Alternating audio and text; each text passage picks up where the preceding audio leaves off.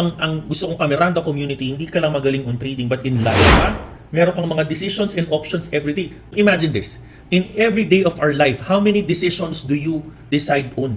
How many decisions do we decide every day? Tatanungin ko ngayon yung Google. So sabi dito, the number of decisions an average person make each day depends. Pero an average number of decisions consciously is 35,000 decisions. Araw-araw. Aba, bakit? Pagising mo sa umaga, anong susuot? Magsisipilyo ba? Maliligo ba ako? Aalis ba ako? Bibili ba ako sa SM? Magkakape ba ako? Uupo ba ako? Tatayo ba ako? At an average 35,000 decisions. Ngayon, tanungin mo, sino may kasalanan kung sino ka ngayon? Sino may kasalanan? Sisisihin mo gobyerno? Sino may kasalanan kung sino tayo ngayon? At tanong mo sa akin, ba't importante na pagalingin mo kung ano yung nandito? Pagalingin mo kung ano yung meron dito. Pagalingin mo yung sarili mo. Ngayon, tanongin mo sa akin, mahirap ka? 40 years old ka na? Mahirap ka pa din? Sisihin mo gobyerno, sisihin mo magulang. Huwag kayo magalit sa akin. Kung kayo narinig nyo na yung sinasabi ko, gising na tayo, Kamiranda. Para sa mas mayaman, mas mature, mas maayos na buhay. Nasa sa'yo yan. 35,000 decisions a day. Sabihin mo